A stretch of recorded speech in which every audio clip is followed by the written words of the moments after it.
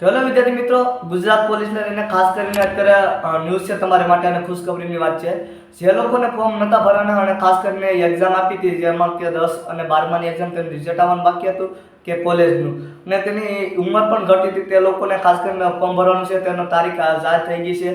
જેમ કે હવે તમારું ઓગસ્ટ મહિનામાં છે તેના ફોર્મ ભરવાનું શરૂ થઈ જશે. જે પોલીસના ફોર્મ ભરવાના હતા તે પાછા નવા સત્ય તમારે ફોર્મ ભરવાનું શરૂ થઈ જાય. જે લોકોને બાકી હતા તેમાં ખાસ કરીને જે એજ્યુકેશનમાં બાકી હતા તેને અને ઉંમરમાં પણ બાકી હતા તે લોકો ફોર્મ ભરી શકે. તેના માટે ખાસ કરીને હસમુખભાઈ પટેલે પણ કહ્યું હતું કે તમારે ઓગસ્ટ મહિનામાં છે તેમાં ફોર્મ ભરવાનું શરૂ થશે.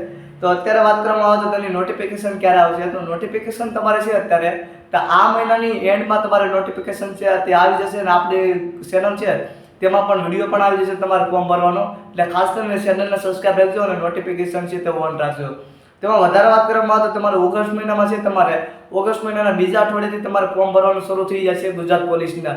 જેમાં ખાસ કરીને જેને આપણે એજ્યુકેશન ક્વોલિફાઈડ નથી કર્યું, જેમ કે 12માના અને આપણે 12માના અને કોલેજના, તે લોકોને પાસ થઈ ગયા પછી રિઝલ્ટ પ્રમાણે તે લોકો ફોર્મ ભરી શકશે. અને તે લોકોની ઉંમર પણ ન થઈ હોય તો પણ ફોર્મ ભરી શકે છે.